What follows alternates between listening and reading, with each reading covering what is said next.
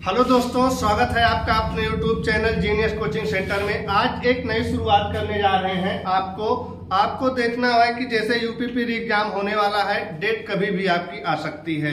जैसा कि आज भी सूचना मिली है कि महानिदेशक ने सभी डीएम को जो है आदेश दिया है कि आप सेंटर की लिस्ट जल्द से जल्द हमको भेजिए। तो आपकी डेट कभी भी आ सकती है। इस परीक्षा को देखते हुए आपको जो है हिंदी का संपूर्ण रिवीजन कराने चल रहे हैं हम, जिसमें एक दिन में एक वीडियो आपको डेली प्रोवाइड किया जाएगा और एक टॉपिक पूरा फिनिश किया जाएगा।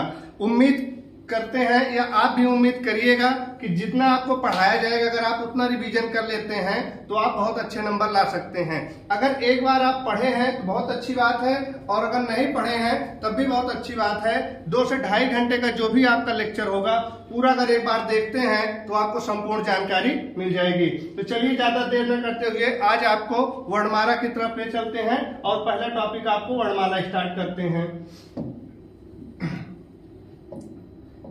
आज आपका पहला टॉपिक है वर्णमाला। वर्णमाला किसे कहते हैं? अगर इसको हम तोड़े तो 2 भागों में टूट जाएगा। एक हो जाएगा आपका वर्ण और दूसरा हो जाएगा माला। अगर आप वर्णमाला को तोड़ते हो तो एक हो जाएगा वर्ण और एक हो जाएगा माला।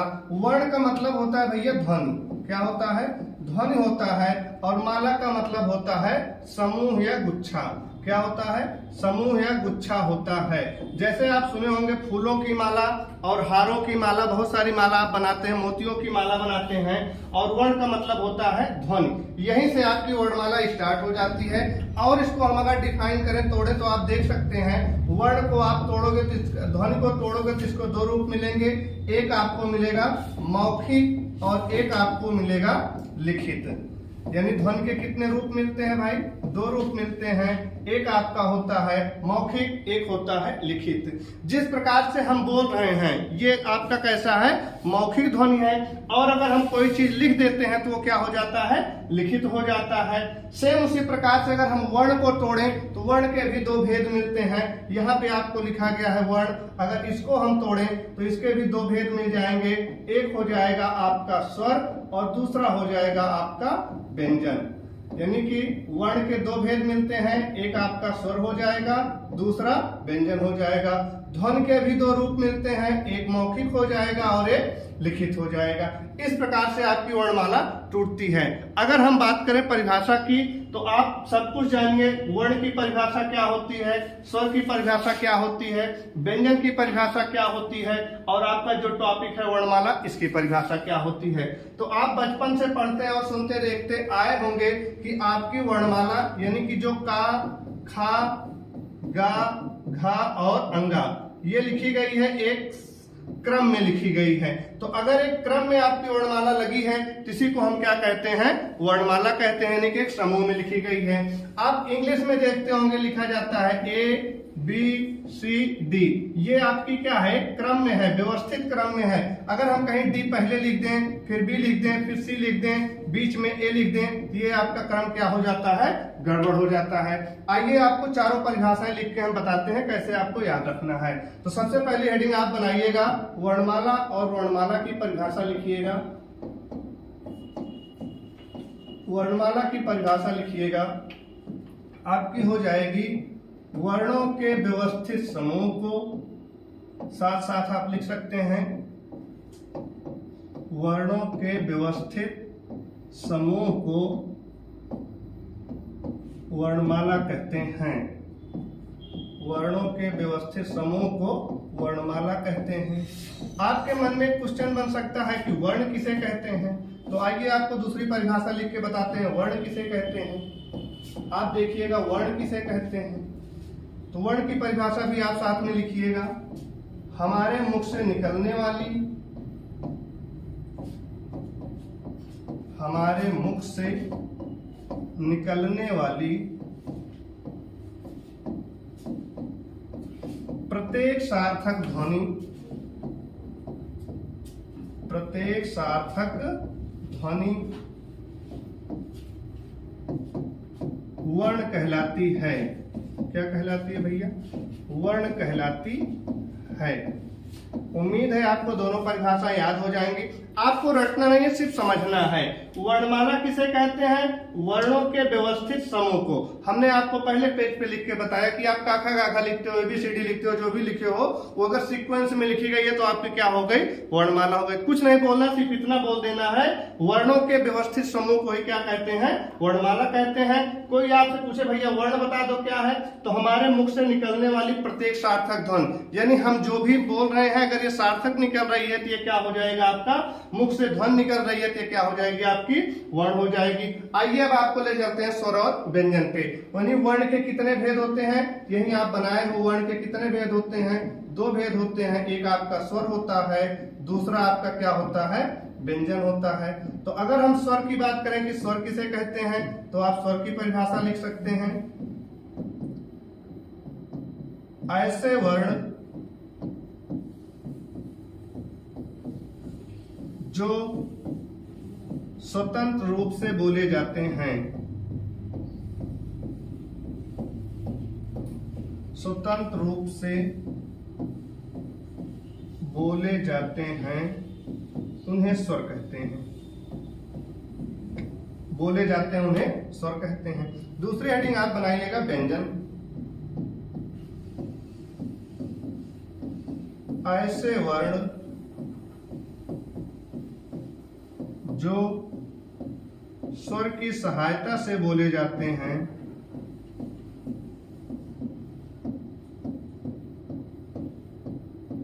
स्वर की सहायता से बोले जाते हैं उन्हें व्यंजन कहते हैं।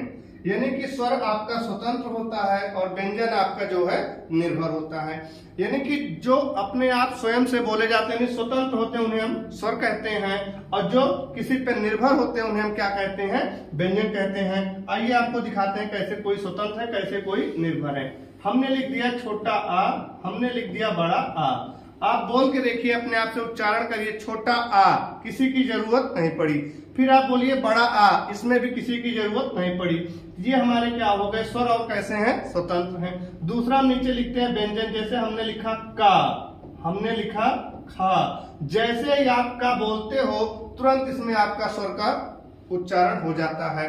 का को आप तोड़ के लिखोगे तो ये हो जाता है आपका छोटा का प्लस आ। ये दोनों से मिलके आपका क्या बनता है? का। यानी कि जब तक स्वर का उच्चारण नहीं करोगे आप कोई भी व्यंजन बोल नहीं सकते हो। इसलिए यहाँ पे हमने आपको परिभाषा लिखा है कि ऐसे वर्ण जो स्वर की सहायता से बोले जाते हैं उन्हें हम क्या कहते हैं?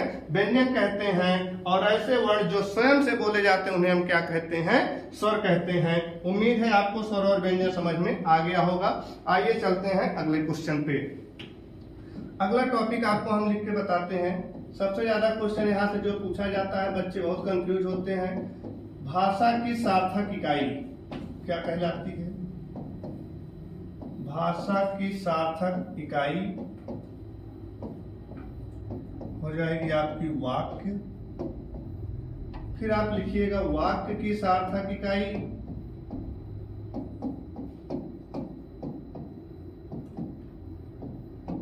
वाक्य की सार्थक इकाई ये हो जाएगा आपका उपवाक्य। फिर आप लिखिएगा उपवाक्य की सार्थक इकाई,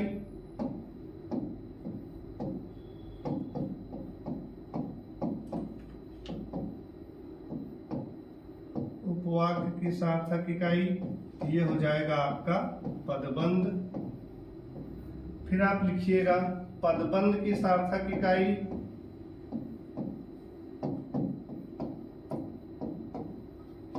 पदबंध की सार्थक इकाई ये हो जाएगा आपका पद या शब्द हो जाएगा। नेक्स्ट आप लिखिएगा पद या शब्द की सार्थक इकाई,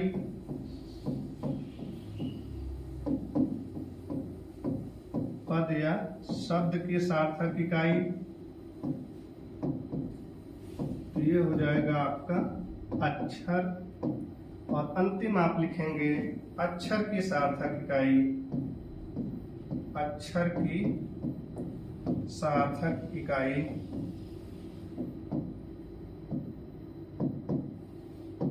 ये हो जाएगी आपकी ध्वनि या वर्ण, ध्वनि या वर्ण। आइए समझिएगा जो ये आपका लिखा गया है ध्वनि या वर्ण, यहाँ से आपके 3-4 क्वेश्चन बनते हैं, सब आप समझिएगा। सबसे पहले हमने आपको बताया ध्वनि या वर्ण, यहाँ से हमारा खेला स्टार्ट होता है वर्णमाला में। यहाँ पे आपने लिखा था ध्वनि के 2 रूप, एक आपको क्या मिला था भाई, मौखिक, और दूसरा क्या मिला था आपको, लिखित। और वर्ण के 2 रूप मिले थे, एक आपका स्वर मिला था और दूसरा आपका क्या मिला था, व्यंजन मिला था। यानी सबसे पहले अगर पूछेगा भाषा की सबसे छोटी इकाई या लघुत्तम इकाई तो हम क्या बोलेंगे, ध्वनि या वर्ण बोलेंगे। अगर हमसे पूछेगा भाषा की सार्थक इकाई तब हम क्या बोलेंगे, वाक्य। ये आपका एक सीक्वेंस होता है, क्रम होता है। सबसे पहले आपके मुंह से एक ध्वनि निकलेगी, फिर आप एक अक्षर बनाओगे, फिर अक्षरों के निर्माण से आप पद या शब्द बना सकते हो। जैसे सबसे पहले आप का लिखते हो, फिर माँ लिखते हो, फिर ला लिखते हो, फिर बीच में प्लस लगा के जोड़ देते हो तो एक शब्द आपका बन जाता है कमल। आप छोटे बच्चों को ऐसे ही पढ़ाते हैं, तो ये क्या बन गया आपका पद, ये शब्द बन गया। फिर उसके बाद आपका पदबंध बन जाता है, फिर आपका उपवाक्य बनता है, फिर अंतिम में पूरा जो आपका बन जाता है वो आपका क्या हो जाता है, वाक्य हो जाता है। उपवाक्य किसे कहते हैं, तो अधूरे वाक्यों को ही हम उपवाक्य कहते हैं। और पदबंध शब्द अक्षर, यानी यहाँ से चलते हुए आप जाएंगे ऊपर के सीक्वेंस में, ये आपका एक क्रम होता है। तो पूछा जाता है भाषा की सार्थक इकाई क्या होगी, वाक्य हो जाएगी। सबसे ज्यादा क्वेश्चन आपका यहीं से पूछा गया है। उसके बाद अगर यहाँ से पूछेगा तो भाषा की सार्थक इकाई ध्वनि या वर्ण, या पूछेगा भाषा की सबसे छोटी इकाई या लघुत्तम इकाई तो क्या हो जाएगी, ध्वनि या वर्ण हो जाएगी। अगला क्वेश्चन लिखिएगा जो सबसे ज्यादा आपको फंसाता है।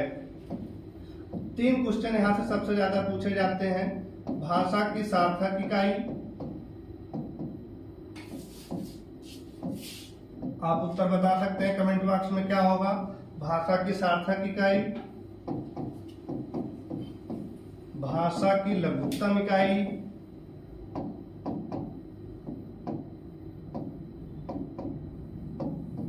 और तीसरा क्वेश्चन है आपका भाषा की सार्थक लघुत्तम इकाई। तीनों के उत्तर आप कमेंट बॉक्स में बता सकते हैं। आइए आपको बताते हैं। तो जब पूछेगा भाषा की सार्थक इकाई तो आपका क्या हो जाएगा, वाक्य हो जाएगा। और जब पूछेगा भाषा की लघुत्तम को तोड़ोगे तो लघु प्लस उत्तम हो जाएगा। लघु माने क्या होता है, छोटा, उत्तम माने सबसे छोटा। तो ये क्वेश्चन आपका बन जाएगा भाषा की सबसे छोटी इकाई क्या हो जाएगी, ध्वनि या वर्ण हो जाएगी। और अंतिम में आपको लिखा गया है भाषा की सार्थक और लघुत्तम, यानी कि सबसे छोटी तो है लेकिन यहाँ क्या जुड़ गया आपका, सार्थक। तो इसका उत्तर हो जाएगा आपका पद या शब्द। यही क्वेश्चन सबसे ज्यादा आपको कंफ्यूज करता है, इसको इंपॉर्टेंट करके आप लिख सकते हैं। इस तरह से आपका एक सीक्वेंस होता है, कहां से हम स्टार्ट करते हैं और वाक्य तक पहुंच जाते हैं। आइए चलते हैं ध्वनि और वर्ण के भेद पे। पहले हेडिंग आप बनाइएगा स्वर। सबसे पहले हम स्वर को पढ़ेंगे, फिर उसके बाद व्यंजन को। परिभाषा आप लिख चुके हैं, ऐसे वर्ण जो स्वयं से बोले जाते हैं या जिनको बोलने के लिए हमें किसी की आवश्यकता नहीं होती, उसे हम क्या कहते हैं, स्वर कहते हैं। परिभाषा आप लिख चुके हो। अगली हेडिंग आप लिखिएगा स्वर का वर्गीकरण या स्वर के भेद। स्वर के भेद, स्वर के भेद में आप सबसे पहले लिखिएगा मात्रा के आधार पे, मात्रा के आधार पर। देखिए यहाँ पे क्वेश्चन पूछता है, अगर आपसे पूछेगा मात्रा के आधार पे स्वर के कितने भेद हैं, तो आपको सिर्फ और सिर्फ 2 बताना है। बाकी आप पढ़ेंगे स्वर के कितने भेद हैं, 3। एक प्लुत स्वर होता है, वो आपका संस्कृत का है लेकिन हिंदी में भी पढ़ा जाता है। लेकिन जब स्पेशल पूछेगा मात्रा के आधार पे स्वर के कितने भेद हैं, ऑप्शन दे दिया 2, 3, 4, 5, तो आपको कितना टिक करना है, 2 ही टिक करने हैं। आइए आपको बताते हैं मात्रा के आधार पे स्वर के कितने भेद होते हैं। तो पहला हो जाएगा आपका ह्रस्व स्वर, इसका और नाम लिखिएगा लघु स्वर।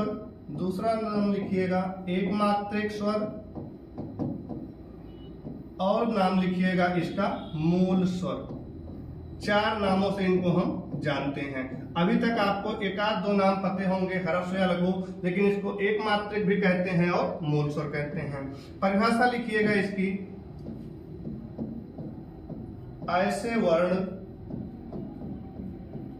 जिनका उच्चारण करने में या बोलने में, जिनका उच्चारण करने में सबसे कम समय लगे, सबसे कम समय लगे या 1 गुना समय लगे, ये भी आपको लिखा मिलेगा कहीं कहीं, या 1 गुना समय लगे, उसे ह्रस्व स्वर या लघु स्वर या एक मात्रिक या मूल स्वर कहते हैं। कुछ भी आप लिख सकते हो, उसे ह्रस्व स्वर कहते हैं। ये आपकी परिभाषा हो जाती है। इसके अंतर्गत कौन कौन से वर्ण आते हैं ये आपको लिखना है। तो इसके अंतर्गत आपके 4 वर्ण आते हैं। कौन कौन से हैं भैया? छोटा आ, छोटी ई, छोटा उ और री। ये 4 वर्ण आपके आते हैं किसमें? ह्रस्व या लघु में ये 4 वर्ण आते हैं। बहुत गर्मी हो गई, चलिए कोई बात नहीं, आप पढ़ते रहिए, गर्मी का एंजॉय लेते रहिए, कोई दिक्कत नहीं है। ये आपको ह्रस्व स्वर देखना है, छोटा, छोटी, छोटा उ और री। नेक्स्ट दूसरा लिखिएगा आप, दूसरा हो जाएगा दीर्घ स्वर। इसका और नाम लिखिएगा आप द्विमात्रिक स्वर, या आप इसको और कहते हो, क्या कहते हैं? गुरु स्वर।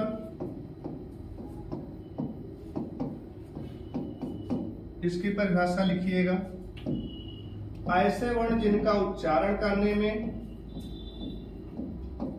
ऐसे वर्ण जिनका उच्चारण करने में, जिनका उच्चारण करने में 2 गुना समय लगे, 2 गुना समय लगे, 2 गुना समय लगे। या आप ये भी कह सकते हैं कि ह्रस्व से अधिक समय लगेगा तो उसे हम क्या कहेंगे? द्विमात्रिक या गुरु या दीर्घ स्वर कहते हैं। इनकी संख्या 7 होती है। इनकी संख्या कितनी होती है भाई? 7 होती है, जिनमें से आपका हो जाएगा बड़ा आ, बड़ी ई और बड़ा उ, ए, ऐ, ओ और औ। ये आपके 7 हो जाते हैं। यहां से इसी में 2 क्वेश्चन और आपका बन जाता है। यहीं पे आप देखिएगा, इसको हम 2 भागों में बांट दें तो यहाँ पे पूछा जाता है आपका मूल दीर्घ स्वर कौन होते हैं? मूल दीर्घ स्वर कौन होते हैं? ये आपका बड़ा आ, बड़ी ई और बड़ा उ, और इसी का एक नाम होता है आपका सजातीय स्वर।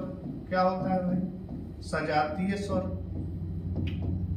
और इसको 2 नामों से जान जाते हैं। इसको आप लिख सकते हैं, इसको बोला जाता है संयुक्त स्वर और बोला जाता है इसको विजातीय स्वर। संयुक्त स्वर और विजातीय स्वर।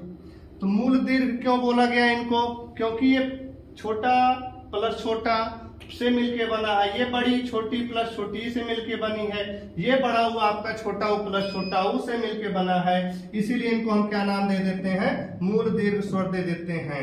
यानी कि ये जो बड़ा है आपका, इसको आप तोड़ोगे तो छोटा प्लस छोटा आ, ये जो आपकी बड़ी ई है इसको तोड़ोगे, ये हो जाएगी आपकी छोटी ई प्लस छोटी ई, और ये जो आपका बड़ा उ है इसको आप तोड़ोगे, ये आपका हो जाएगा छोटा उ प्लस छोटा उ। तो आप देख सकते हो मूल में आपने लिखा था छोटा आ, छोटी ई, छोटा उ और री।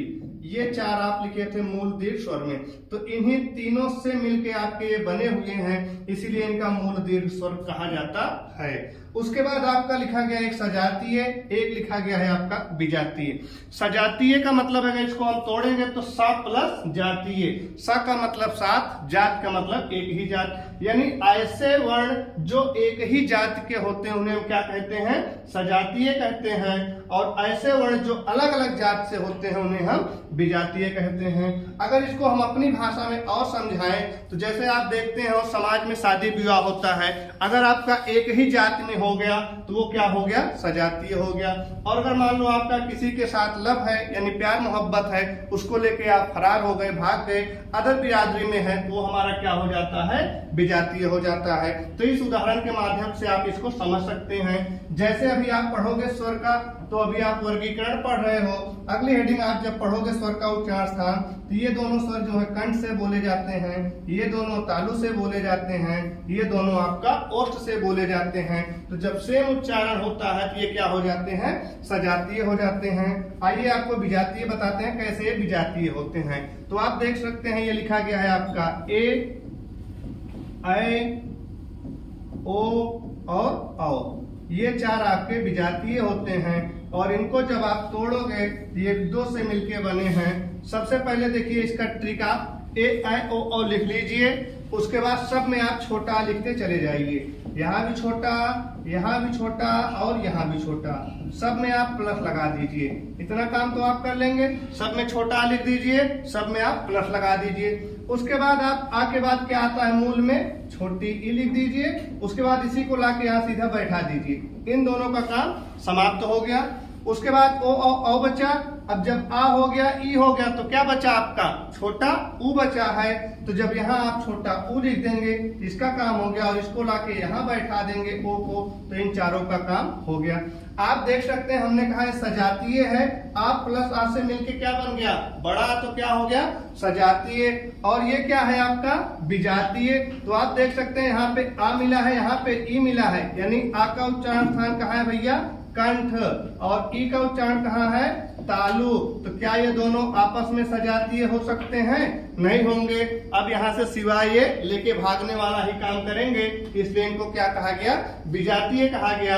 और ये दोनों आपके समाज में एक तरह से हैं, ये क्या हो गए, सजातीय हो गए। यानी कि आप बहुत अच्छे से समझ सकते हैं दीर्घ स्वर, द्विमात्रिक स्वर या गुरु स्वर किसे कहते हैं। तो ऐसे वर्ण जिनका उच्चारण करने में 2 गुना समय लगे या ह्रस्व से अधिक समय लगे, उन्हें हम क्या कहते हैं भाई, द्विमात्रिक स्वर कहते हैं। इनकी संख्या कितनी होती है, 7। बड़ा आ, बड़ी, बड़ा ऊ, ए, ऐ, ओ, औ, इनका आप उच्चारण कर सकते हैं। फिर इन 3 को अलग तोड़ दिया गया, 4 को अलग। इन 3 को हम मूल दीर्घ स्वर के नाम से भी जानते हैं और सजातीय स्वर के नाम से जानते हैं। इन 4 को हम संयुक्त स्वर और विजातीय के नाम से जानते हैं, और हमने इसको तोड़ के दिखा दिया। आइए तीसरा स्वर लिखते हैं आपका प्लुत स्वर। अगली हेडिंग लिखिएगा प्लुत स्वर। इसकी परिभाषा लिखिएगा, ऐसे वर्ण जिनका उच्चारण करने में, ऐसे वर्ण जिनका उच्चारण करने में, जिनका उच्चारण करने में 3 गुना समय लगे, 3 गुना समय लगे, या आप कह सकते हो ह्रस्व या दीर्घ से अधिक समय लगे, उसे हम क्या कहते हैं, प्लुत स्वर कहते हैं। असल में है क्या, ये आपका संस्कृत का है, लेकिन हिंदी में भी इसका प्रचलन आ गया, इसलिए हमको पढ़ना पड़ता है। अब आप देख सकते हैं इसका जब उच्चारण करोगे तो इसके अंतर्गत आता है, जैसे आप बोलते हो ओम, क्या बोलते हो भाई, ओम। देखिए जब भी आप बोलोगे तो इसमें सबसे ज्यादा समय लगने वाली है। आप लिखोगे ओम, ये आपका हो गया ओम। और आपको लिखा जाए जैसे रे मोहना, क्या हो जाएगा भाई, रे मोहना। जैसे आप कहते हो अजी सुनती हो या अजी सुनते हो, अजी क्या लिखे भाई बताइएगा, सुनते हो कि सुनती हो, तो अजी सुनते हो या सुनती हो। तो इनका उच्चारण करने में आप देख सकते हैं 3 गुना सबसे ज्यादा समय लग रहा है, और छोटा, छोटी, छोटा और री का उच्चारण करने में सबसे। ये इस तरह से आपका एक भेद कंप्लीट हुआ मात्रा के आधार पे। अगली हेडिंग आप जमाइएगा, जिह्वा के आधार पे स्वर के भेद।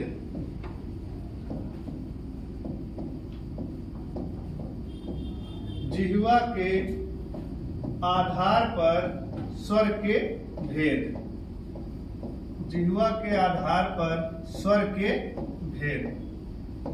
तो जिह्वा के आधार पर स्वर के भैया 3 भेद होते हैं, और कौन कौन से होते हैं, तो आप लिखिएगा पहला अग्रस्वर,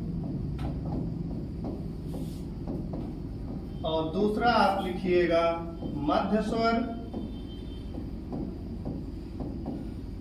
और तीसरा लिखिएगा आप पश्च स्वर। पश्च स्वर। परिभाषा आप समझ लीजिए, लिखने की जरूरत नहीं है क्योंकि आपकी रिवीजन क्लास चल रही है, आप पहले कभी न कभी पढ़ चुके हैं, तो आपको शॉर्टकट में रिवीजन करते हुए फटाफट देखते चले जाना है क्योंकि आपके पास टाइम बहुत ज्यादा नहीं है। अग्र यानी कि जिह्वा के आगे वाले भाग से, मध्य यानी जिह्वा के बीच वाले भाग से, पश्च यानी जिह्वा के पीछे वाले भाग से। तो आप नाम से ही स्पष्ट है, अग्र आगे, मध्य बीच में, पश्च और पीछे।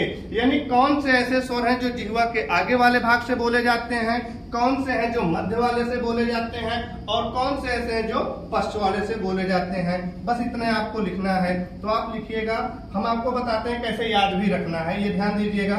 सबसे पहले आप मध्य में लिखिएगा छोटा आ, उसके बाद अग्र में चलिएगा, यहाँ आप लिखिएगा छोटी, उसके बाद बड़ी ई, उसके बाद आप लिखिएगा ए, उसके बाद आप लिखिएगा ए और ऐ, ए उसके बाद ऐ।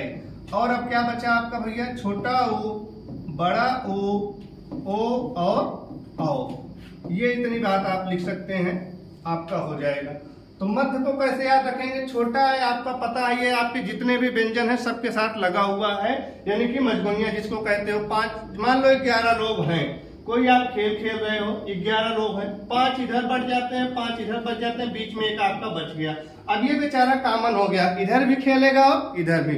इसका दुर्भाग्य होता है, अगर सब खेल के आउट हो गए तो इधर भी बैटिंग मिल गई, इधर आउट हो गए तो इधर भी मिल गई, और नहीं हुए तो दोनों तरफ आप पकड़ते रहो, मिलने वाला नहीं है। इसी को हम बोलते हैं मध्य। तो मध्य में क्या आ जाएगा, छोटा। उसके बाद आप आगे छोटा लीजिए, क्या बची, छोटी, बड़ी, इसके साथ आप ऐ को जोड़ लो, फिर अंतिम में छोटा उ बड़ा उसके साथ ओ को जोड़ लीजिए। ये होता है आपका जिह्वा के आधार पे कितने भेद होते हैं, 3, अग्र, मध्य और पश्च। आगे चलते हैं अगले स्वर के वर्गीकरण पे। नेक्स्ट आपका दिया गया है जिह्वा के ऊंचाई के आधार पे, जिह्वा के ऊंचाई के आधार पर स्वर के भेद, ऊंचाई के आधार पर स्वर के भेद। अब ये कितने हैं भाई, 4 हैं। आप देख सकते हैं वहां जिह्वा के आधार पे था, यहाँ क्या एक शब्द बढ़ गया, ऊंचाई, वहां 3 था, यहाँ कितना हो जाएगा, 4। चारों का नाम लिखिएगा। सबसे पहला आपका हो जाएगा समृद्ध स्वर, आप शॉर्टकट में समृद्ध भी लिख सकते हैं। उसके बाद हो जाएगा अर्ध समृद्ध,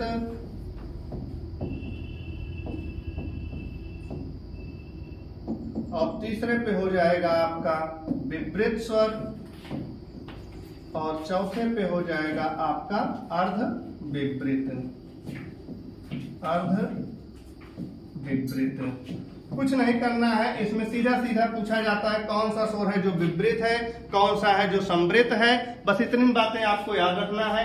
जिह्वा के ऊंचाई के आधार पे स्वर के कितने भेद होते हैं, 4, समृद्ध, अर्धसमृद्ध, विपरीत, अर्धविपरीत। जैसे भैया कप्तान, उपकप्तान, कप्तान, उपकप्तान, बस आपका काम हो जाएगा।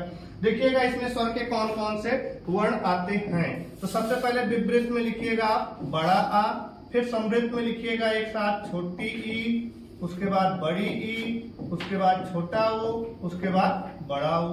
अब आपका क्या बचा, समृद्ध में छोटा ए और ओ, और अंतिम में आपका जो बचा ये हो जाएगा ऐ और औ।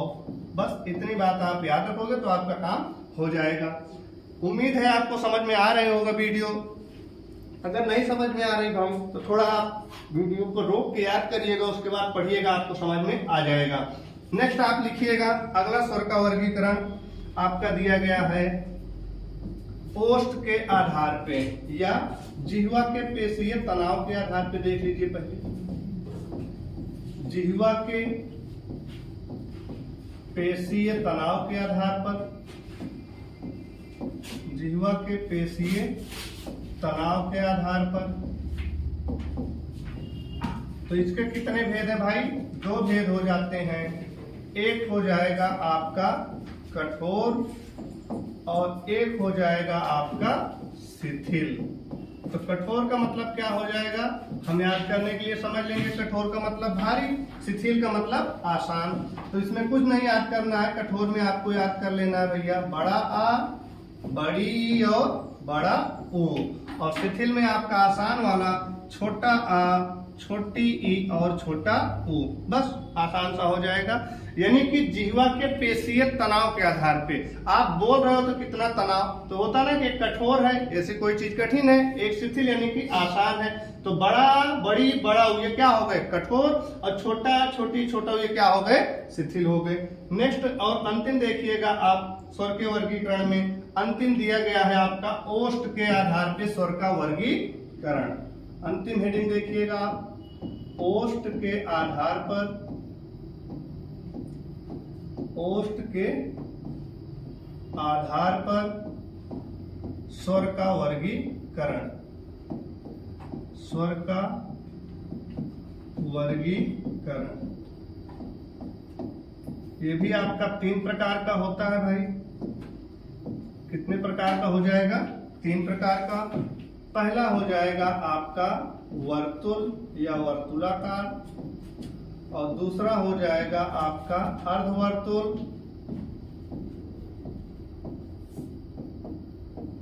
और तीसरा हो जाएगा आपका आवर्तुल। चलिए भाई इसमें देखिएगा कौन कौन से स्वर आते हैं।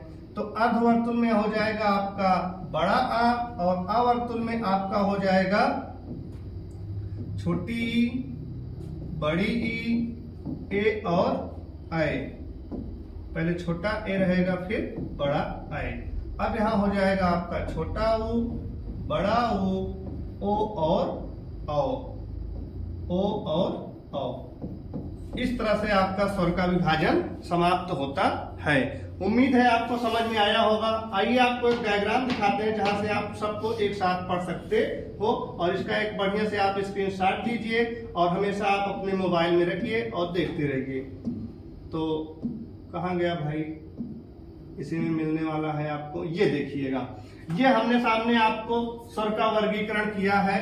आप देख सकते हैं पहला लिखा गया मात्रा के आधार पे, दूसरा दिया गया है आपका जिह्वा के आधार पर, तीसरा दिया गया जिह्वा के ऊंचाई के आधार पे, और चौथा दिया गया जिह्वा के पेशीय तनाव के आधार पे, और पांचवा दिया गया है आपका ओष्ठ के आधार पे। इतने ही स्वर आपको पढ़ने हैं। इसमें भी आप देख सकते हैं सबसे पहले आपको दिया गया है क्या कहते हैं जी मात्रा के आधार पे। तो जब भी पूछेगा मात्रा के आधार पे कितने हैं, संख्या में आप 2 ही बताओगे, लेकिन पढ़ते कितने हैं 3। पहला हो जाएगा ह्रस्व या लघु, इसके और सारे नाम है मूल और लघु, हमने लिख के बताया है। दूसरा हो जाएगा दीर्घ या गुरु, तीसरा हो जाएगा प्लुत। तो ह्रस्व में छोटा, छोटी, छोटा उरी, इनकी संख्या कितनी हो जाएगी 4 हो जाएगी। दीर्घ या गुरु में बड़ा, बड़ी और बड़ा ऊ, ए, ऐ, ओ, इनकी संख्या कितनी हो जाएगी 7 हो जाएगी। और प्लुत में आपका ओम, रे, मोहना, अजी सुनते हो। परिभाषा की बात की जाए तो ऐसे वर्ण जिनको बोलने में हमारे मुख से कम वायु बाहर निकलती है या सबसे कम समय लगता है, उन्हें हम क्या कहते हैं, ह्रस्व स्वर कहते हैं। दीर्घ या गुरु की हो जाएगी बात, तो ऐसे वर्ण जिनको बोलने में 2 गुना समय लगता है या ह्रस्व से अधिक समय लगता है, उसे हम दीर्घ या गुरु कहते हैं। तीसरा हो जाएगा ऐसे वर्ण जिनको बोलने में आप कह सकते हो ह्रस्व या दीर्घ से अधिक समय लगे या 3 गुना समय लगे, उन्हें हम प्लुत कहते हैं। दूसरा आप देखिएगा लिखा है जिह्वा के आधार पे, तो जिह्वा के आधार पे 3 है, एक अग्र है, एक मध्य है, पश्च है। हमने आपको बताया मध्य में आपका छोटा हो जाएगा क्योंकि ये कॉमन है, सबके साथ जुड़ा हुआ है। फिर आप आगे चलोगे ई, ए, ऐ, और पश्च में चलोगे छोटा ऊ, बड़ा ऊ, ओ, औ। और देखिएगा सबसे अच्छी बात ये लिखा गया ओष्ठ के आधार पे, ये लिखा गया जिह्वा के आधार पे। तो सेम वही चीज है, सिर्फ एक अंतर हो जाता है। यहाँ आपने मध्य में छोटा लिखा है, यहाँ अर्ध में आपने क्या लिखा है, बड़ा लिखा है। उसके बाद जो यहाँ का क्या कहते हैं अग्र स्वर है, वही आपका अवर्तुल हो जाएगा। तो आ से अग्र और आ से अवर्तुल दोनों को अगर आप एक साथ जोड़ लेंगे तो आपका काम बहुत आसानी से हो जाए। देखिए छोटी, बड़ी, ए और ऐ, और यहाँ भी देखिए छोटी, बड़ी, ए और ऐ। उसके बाद जो पश्च में बचेगा छोटा ऊ, बड़ा ऊ, ओ, वो आपका किसमें चला जाएगा, क्या कहते हैं वर्तुलकार में, छोटा ऊ, बड़ा ऊ, ओ और औ। इस तरह से आप ओष्ठ के आधार पे और जिह्वा के आधार पे दोनों को रिलेट करके पढ़ेंगे तो आपका काम बहुत आसानी से हो जाएगा। और उसके बाद अगली हेडिंग है आपका जिह्वा के ऊंचाई के आधार पे। तो देखिए यहाँ पे भैया 3 है इनकी संख्या, और यहाँ इनकी संख्या कितनी हो जाती है 4। यानी जब पूछेगा जिह्वा के आधार पे स्वर के कितने भेद है तो 3, और जब पूछेगा जिह्वा के ऊंचाई के आधार पे कितने भेद है तो 4। यहाँ पे क्या बढ़ गया, ऊंचाई अकेले बढ़ा, इसलिए इनकी संख्या कितनी हो गई 4। एक हो गया समृद्ध, अर्धसमृद्ध, विवृत और अर्धविवृत। समृद्ध में छोटी बड़ी ओ, अर्धसमृद्ध में ए ओ, विवृत में बड़ा और अर्धविवृत में ए और ओ। उसके बाद अंतिम में है जिह्वा के पेशीय तनाव के आधार पे दो है कठोर और शिथिल। कठोर का मतलब हो जाएगा भारी, शिथिल का मतलब हो जाएगा आसान। कठोर में आप देख सकते हैं बड़ा बड़ी बड़ा ऊ और शिथिल में छोटा छोटी छोटा ऊ। इस तरह से आप इसको देख के पूरा स्वर का समापन कर सकते हैं। आप इसका एक स्क्रीनशॉट ले लीजिए, उसके बाद क्या कहते हैं अपने मोबाइल में सेव करके रख लीजिए। उसके बाद आगे चलते हैं।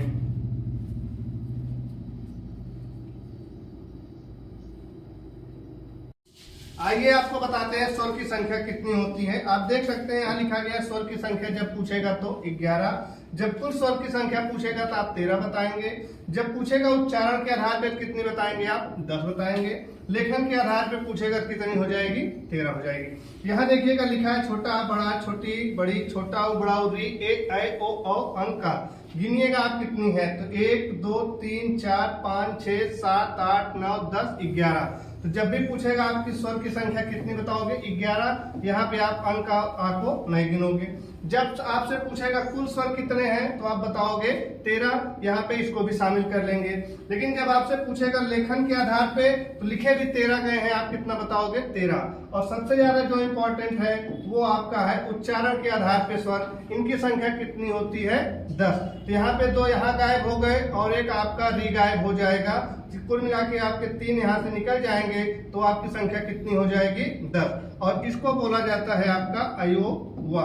स्पेशल नाम क्या दे देंगे भाई अयोग वा दे देंगे। तो उम्मीद है आपको संख्या समझ में आई होगी। अगली हेडिंग आइए आपको लिखते हैं, आपका लिखा गया है स्वर का उच्चारण स्थान। स्वर का उच्चारण स्थान, उच्चारण स्थान। देखिए कौन से स्वर कहाँ से बोले जाते हैं। तो सबसे पहले आप लिखिएगा छोटा आ और बड़ा आ, उसके बाद आप लिखिएगा छोटी ई और बड़ी ई, फिर आप लिखिएगा छोटा ऊ और बड़ा ऊ, फिर आप लिखिएगा री से ऋषि, फिर इधर आप लिखिएगा ए ऐ और इधर हो जाएगा आपका ओ और औ, और अंतिम में हो जाएगा आपका अंक और आ। ये आपके 11-13 टोटल लिखे गए हैं। तो जब भी आपसे पूछेगा स्वर का उच्चारण स्थान पे छोटा और बड़ा कहाँ से बोला जाता है, ये आपका हो जाएगा भाई कंठ से बोला जाता है। छोटी और बड़ी कहाँ से बोली जाती है, ये दोनों आपकी तालु से बोली जाती हैं। छोटा और बड़ा कहाँ से बोला जाता है, ये आपका हो जाएगा ओष्ठ हो जाएगा। और री आपका कहाँ से हो जाएगी मूर्धा या मूर्धन्य बोलते हैं। यहाँ आपको लिखा गया ए और ऐ, ये आपको हमने तोड़ के बताया था छोटा आ प्लस छोटी ई से मिलके बना है, और ये आपका छोटा आ प्लस ए से मिलके बना हुआ है। तो आपको पता है आ कहाँ से बोला गया, कंठ से बोला गया, और ई कहाँ से बोली गई, तालु से बोली गई। तो दोनों का मिला हुआ रूप क्या हो जाएगा आपका कंठ प्लस तालु, यानी कहाँ से बोला जाएगा कंठ और तालु।